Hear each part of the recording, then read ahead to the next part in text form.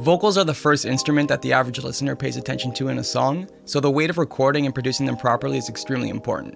In today's vocal recording tutorial, I'll be going over how to record and layer metal vocals professionally, as well as a few extra production tips. Not only do you need to know how to record your screaming vocals well, but you also need to know how to layer them properly, so it's more interesting for the listener. That way they keep coming back and you keep getting more of those djenty royalties, you know? The djenty royalties. So if any of that interests you, let's jump right into Ableton Live 11 and get into it. So in my project here, I've got my main vocal track, which is a little bit different than what I normally do. This is kind of like my pre-pro version. So I'm just going to go through the AI song that I wrote in the last 2 episodes. The quieter the volume of the vocal, then the less noise and the less hiss. But there's also like a sweet spot where you're hitting the preamp and it's saturating in a nice way. So for me, I find that I get it to the point where it's hitting the yellow. If it's clipping, turn it down a little bit, but I get it to a point where it's coming in hot and it just saturates quite nice for my stuff. It all depends on which mic, preamp, and interface you're using, so let me know your vocal chain down below and I'll give recommendations about what I would do given your gear. I'll take the main vocals and not put any effects on them, but just have them as raw tracks, and then I have them going to a group or a bus if you're using Pro Tools or something else, and that is going to my main vocal chain, which is all on one track. So when I'm switching between this vocal here and this vocal here, they're both 0 dB, they're both the same settings. I can just put one giant thing on here, because if I were to do 2 variations, then my computer would run out of plugin space quicker. All right, so we'll pretend that these 2 tracks right here are my main vocals. The better of the 2 I have on my top track, which will be 0 dB. And then the one that's not as good, I'll put on the bottom track, and I'll put it to like -6 dB, so it's a lot quieter. Versus it's just a little bit of extra vocal girth. Time adjusting, I time adjust to my best main vocal take.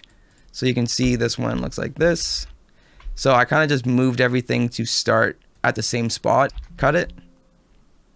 Drag this one out. And then now we're looking like we're ending at the same time. I really don't care about artifacts with dub vocals. You won't hear it. You'll just hear that there's an extra layer.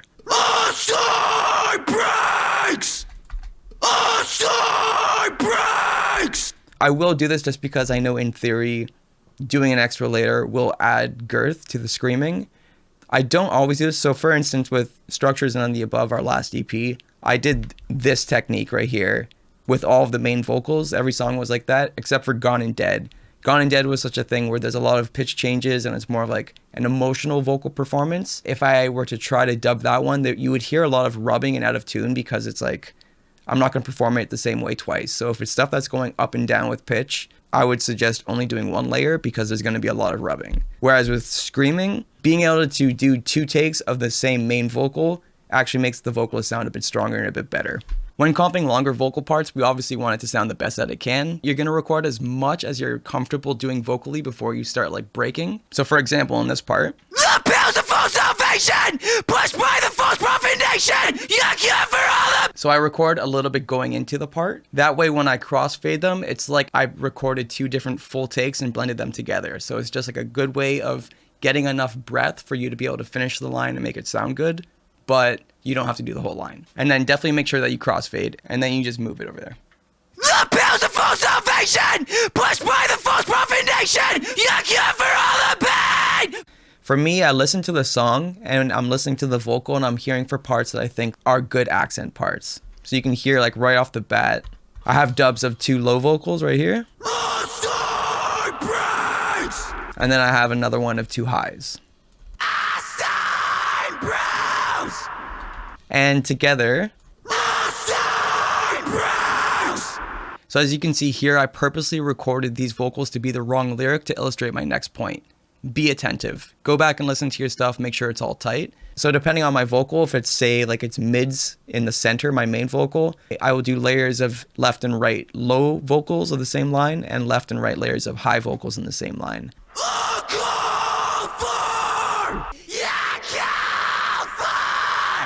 And my highs. I use dub vocals as like a percussion thing. So it's not even necessarily to strengthen my vocal as much as it is to make it more interesting and to give like ear candy in your left and right stereo field. And yeah, they're just there. My lows don't sound great, but when they're in the song, it almost doesn't sound like they don't sound great, because dubs, I'm squashing with different performances.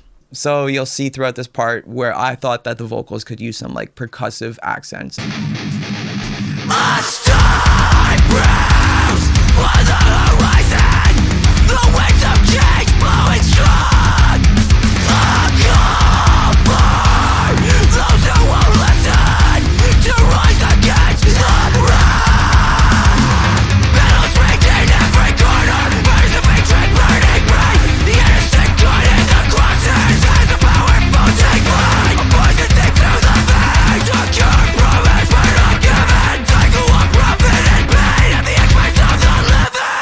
The second half, where it gets more like rappy, if you will, the dubs really make a huge difference. They take like a normal part and they just make it more interesting, and adding little nuances like this and adding layers, it makes it so that the listener hears a different thing every time they hear the song, and then they go back to listen to it. I wouldn't go through and dub every single part. Definitely don't do that. And sometimes I will dub the left and the right with the exact same vocal that's in the center. Like for instance, with the chorus. We're trapped in a nightmare, run a world, gone mad. And then I have a dub vocal doing the exact same performance, but I filter the hell out of it. We're trapped in a nightmare. We're trapped in a nightmare. And I decided to cut a lot of the highs at 5K and a lot of the lows up until above 400. We're trapped in a nightmare. And it is a little bit of adding girth to the vocals, but it's also adding those effects and stuff like that. Listening back, I hear some pitch issues, whatever. And I also have like this Echo Boy slapback going back and forth, and it just also adds. I also have a slight reverb on the main vocal. A stud bruise on the horizon! So for me, I like short reverbs for the main vocal. So I have it set here, not even a second, and a little bit of pre-delay. That way it's not hitting when the vocal's hitting, and it's just like a little bit of an effect. It sounds like the vocal's doubled, but it's actually just one performance.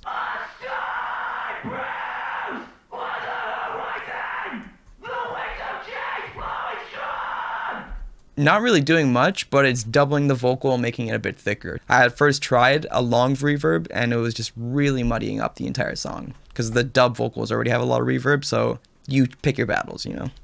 So dub vocals is where I usually use my heavy reverbs, like the long ones. For main vocals, I like to keep it short, that way it's to the point, and then my dubs are filling out all the space and giving the ambience.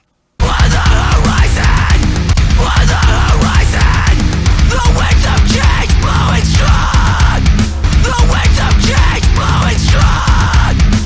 I guess to add to the dub vocals, adding little short and long delay and slapback vocals and ping pongs add a lot to the production value rather than the actual like songwriting part. So I also make like other tracks that are my delays and stuff. So you'll see these ones right here, long, medium, short.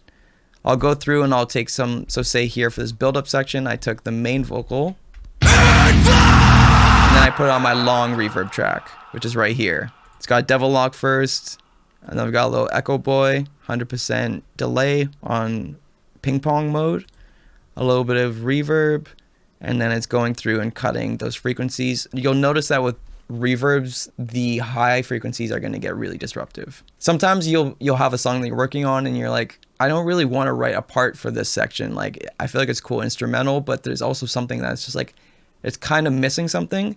Sometimes you don't need to write a new vocal. All you have to do is carry out one of the vocals that are there already. So you can see in this part.